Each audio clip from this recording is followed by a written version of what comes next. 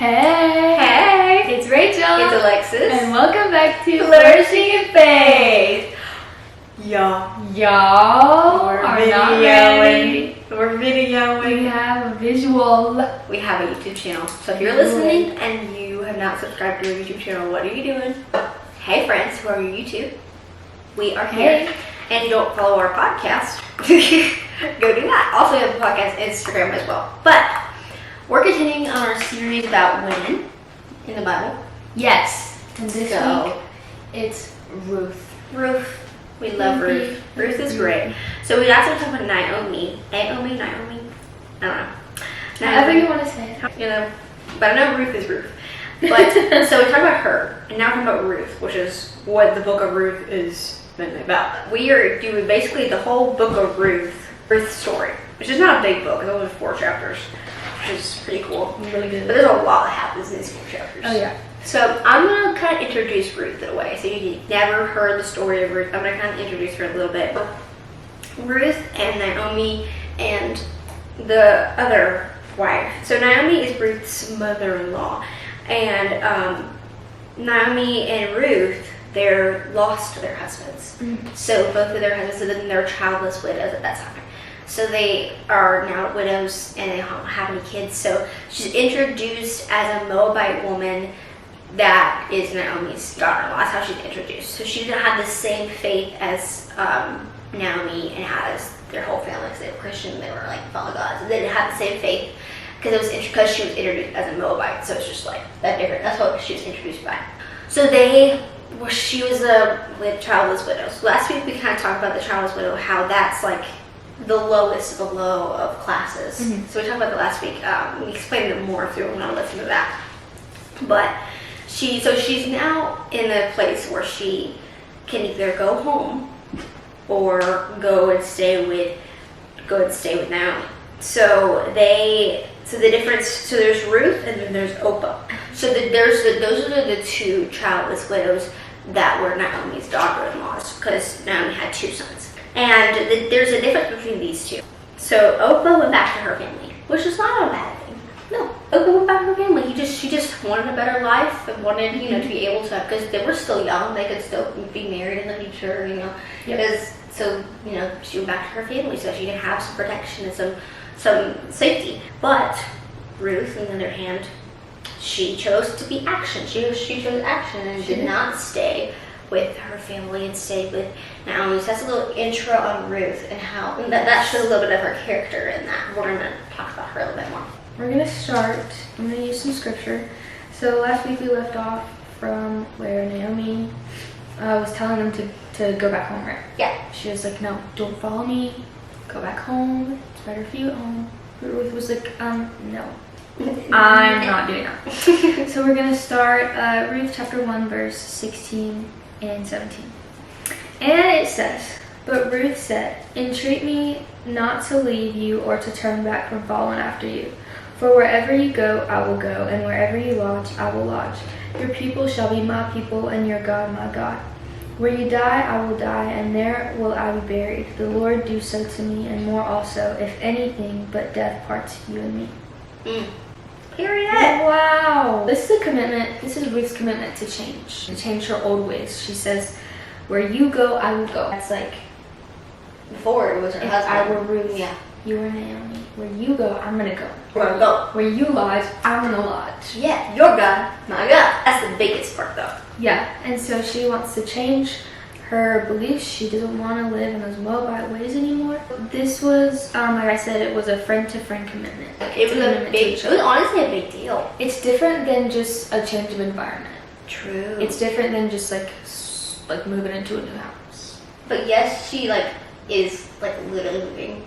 Yeah, she kind of has to because they're now in the lower class, but it's bigger than that. But it's bigger than that, and I think one thing that I wrote down from my reference from my commentary is that Naomi's faith affected Ruth's faith. The amount of trust that Naomi had in God, that God would get her through, impacted Ruth to have that same faith. Mm-hmm. I have but Naomi's faith affected Ruth's faith because it doesn't necessarily say in this that Naomi literally talk to her about God or did things. But just by the way that Ruth says, okay, your God will be my God. Just the fact that Ruth knows that Naomi is committed to her God, that she has that God and that God will keep her, really, and then that makes her want to have that God, that, respect that God, and that be her God as well. I feel like that's just a lot of Ruth's character. I have one from when I did a study on this book. It says, people should be able to look at my life just as Ruth looked at Naomi's. It's kind of the same what you just said. Just as Ruth looked at Naomi's and say, I want your God to be my God. My trust in God and turning towards him in tough times will often be the thing that draws others to the Lord. Yes, it really is. And I feel like that's another thing about Christians, and like you're here and you're hearing this story about Ruth, but maybe you're going through a tough time like Ruth was at the beginning of this story. I feel like a lot of people put out a fake front on social media, a fake front and different things like that to people, when it's so important to be honest with people, especially in the faith truth, because they could show that like, hey, I'm struggling, but like I'm still trying to trust God. Yeah. And you trying to trust God, that shows so much faith to people, and that shows people, wow, she's actually committed to her God. And then it makes people want to be inclined to, be a Christian too. So yeah. I think it's really, really, really cool. Also for my commentary, I got something that said 10 years of Naomi's compromise in Moab never made Ruth confess her allegiance to the God of Israel. It was the display of putting Naomi's relationship with God in action. It's in action. I feel like my biggest thing that I got out of, Ruth's story is that she really put things into action. She didn't back down, she just acted. Like, her husband died. She acted upon going and, choosing to walk with Naomi and, take that faith. I just think that's really, really powerful. I have another quote from my favorite theologian. Theologian? Yeah, thank you.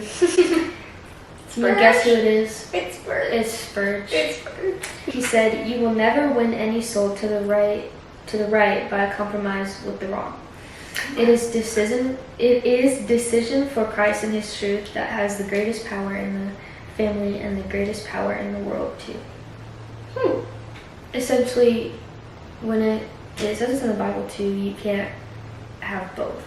Yeah. You can't sit on this side and also sit on this side. Yeah. You gotta have both feet in the same place. Yep. Can't be on the fence. Nope. Don't you be on that fence. Don't you do it. Naomi and Ruth, in verse 19 through 22, they go back to Naomi's old town, her hometown. They go back because, I think it's so cool because it's saying how she went back to the Bethlehem because that's where the Lord was. They went back to the thing, and then we get introduced to Boaz. I was literally in my thing, all caps. Boaz. Okay. So I was reading this, and I was like, I need a Boaz. Okay.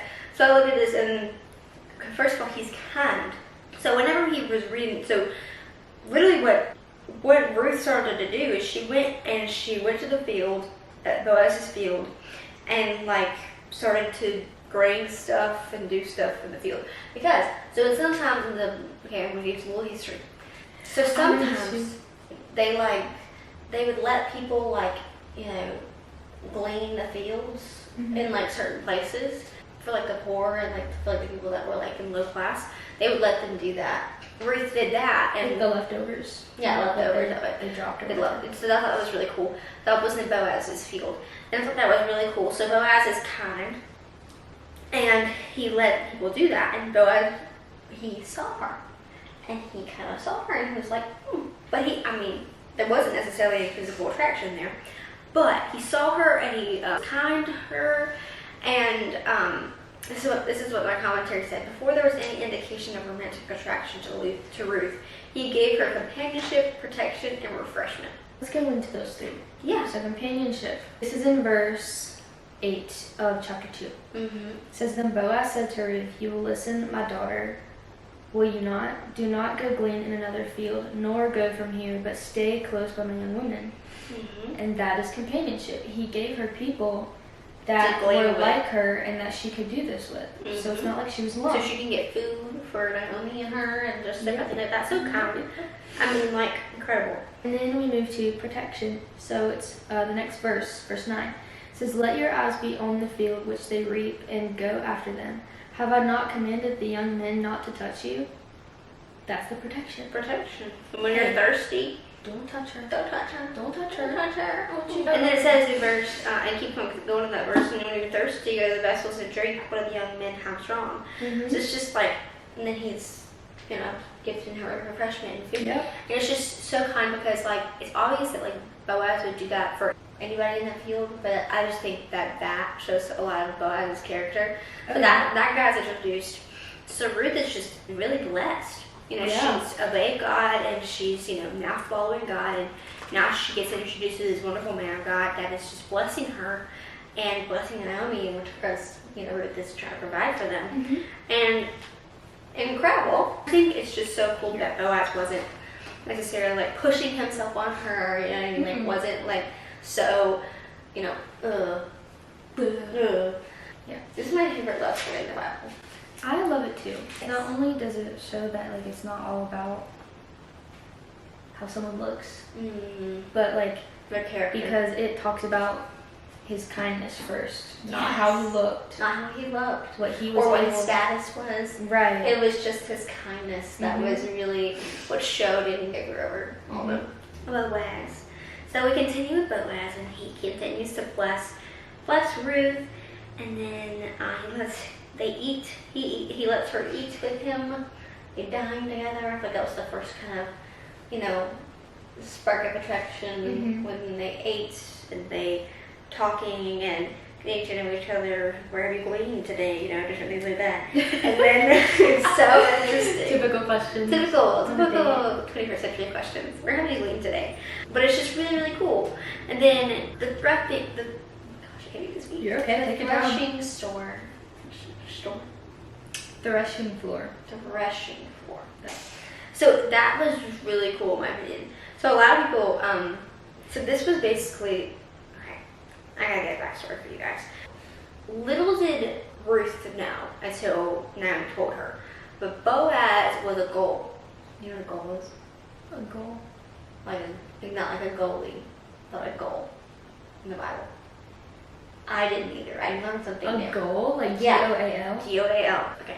I had to explain it because I literally had to look this up and understand, because to understand Ruth 3, to understand this makes a lot more sense. So basically, a goal is responsible to carry on the family's name by marrying childless widows. Oh Blow my your mind. gosh. It's called a kinsman redeemer. That's that's another word for it.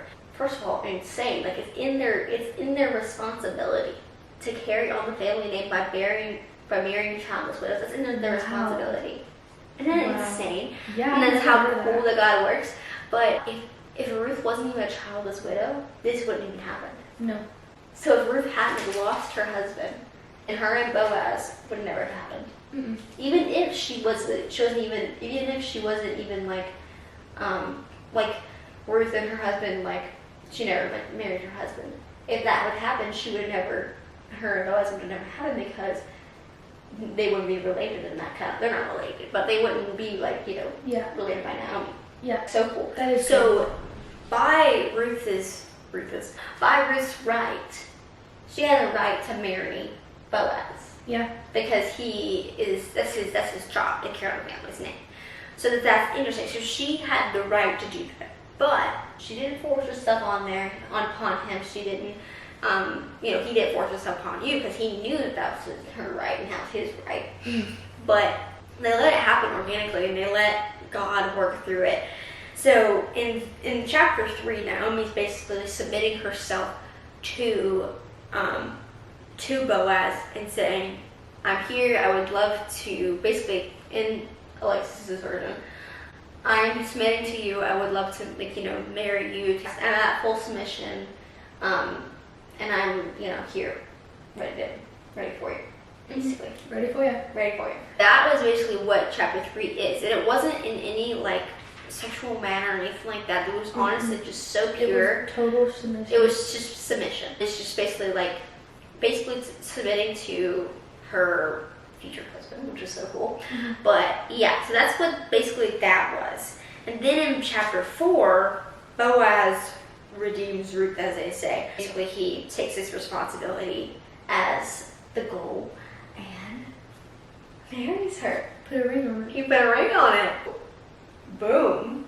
But look how faithful God was. I know. What can he not do? What can he not do? And like, Nothing. it's just so cool because when we turn to God, I feel like it's just like a pivot. A pivot. It's like the thing that I keep on thinking of. Like whenever Ruth would turn from Moabite to a woman of God. That pivot really was a big deal. And I feel like if she hadn't pivoted, she wouldn't even be with Naomi, and she wouldn't have even had a relationship with Boaz. And then Jesus wouldn't have happened. Nope, because that's his line of faith. It's so cool because another thing, a fun fact, Ruth is David's great-great-grandma. Wow. Isn't that cool? Yes. And David is obviously in the genealogy of...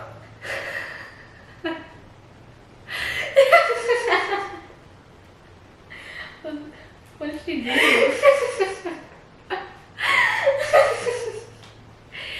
sorry, y'all. I saw my grandma outside of her window just walking. That was so funny. Oh my gosh. But I think it's just so cool how everything worked out so incredibly cool. All because Ruth followed that path of obedience. And it's just so cool because, but she had to lose her husband. Mm-hmm. And she had to be a childless widow for a season. And she had to be that because for Boaz to redeem that. I just think that that's just so beautiful. It is beautiful. This love story is my favorite because it is so God designed. But every love story is God designed. It is. So if you're looking for your man, stop looking. Stop looking. I feel like a lot of girls hate to hear that. Like, it's true because... But it's so freaking true. And I can't tell you because I've never had a boyfriend before, but I will say the waiting is much easier and it's much more bearable when you're just focusing on Jesus and you have him at the forefront of your mind. And tell him from your perspective because Rachel is in a relationship. For me, before me and David were together, just because I was focused on finding someone too at one point. I think everybody has had that. Oh yeah. And I would always be told, once you stop looking, he'll come out of nowhere. Mm-hmm. And I was just like, oh my gosh, don't tell me that. You're like, shut up, don't tell me that. But I have to tell you that it's so true because David came out of nowhere. I met him through our friend Joey. Mm-hmm. And I had no idea Joey was going to this church. I knew David before. No, you knew David before I did. I don't know. I think you met him ministry event, didn't you? I met him that's how I found out about Judah. It's because of David. Yeah. Yes, you met him before I did. Did you meet him through social media? Yeah. Oh, because I started going to this church, and she actually knew people that went to my church. But I didn't know that my people went to that church. So and then I invited her to the church, and she came, and she was like, to the church. To the church. So, anyways, now we all go to the same church. So it's so great. See, God worked through that, and now we're besties, and I have so many new friends. And now she has David. Yeah. So I'm it's a process. Life's a process, but also at the same time, yeah, Ruth is a really short story, but I'm sure that was a process. Oh yeah. I'm sure she was gleaning for a little bit. So if you're gleaning, keep on gleaning until you don't have to anymore. Until your man can glean for you. Until God sends you a man and asks you where you've been gleaning. I wasn't asked where I was gleaning, but I know I was gleaning. I hope my man asks me where I'm gleaning. So it'd be so funny. Anyway, yeah, it takes time. It does. And it happened when I wasn't paying attention. So I think but also I don't want to say that and I don't want you guys to be hoping. I'm just not pay attention and then yeah, don't. But at the same time, I just think just look at it like you're just enjoying the time with Jesus. Yeah, actually direct your focus and your Like- mind to that. Yeah, because that's way more beneficial for you than just like thinking and dwelling and hoping and praying, because we're not guaranteed a spouse. No one's guaranteed to get married. Like, It's a privilege. It's privilege, a gift. it's a gift. I won't be like crying my eyes out when I see my husband walking down the aisle. Or me walking down the aisle. Oh my gosh, I wasn't walking down the aisle. But no, me, I don't cry my eyes out because it's going to be a great gift. Yeah. Alright, well, I hope you enjoyed Ruth's story. This was so fun. I learned a lot. I did too. Whenever I was like really like, reading a lot of this, I learned so much. I hope you learned something new today. I sure did. And I hope you got more insight on the story. Cause I feel like I really did as I was reading this. And go read it for yourself too. Like we Yes. didn't cover every single verse. It's so short. It's only 4 chapters, and you can definitely read it in like a day. Oh yeah. And then go to commentary. Go to during where we like our commentary. It's an app, or you can look it up on like the online. His commentary. About go the commentary. Alright, we love you guys. We love you so much. So subscribe and like and review and yeah. Share it to your friends. Love, love, love. We'll see you later. Bye. Bye.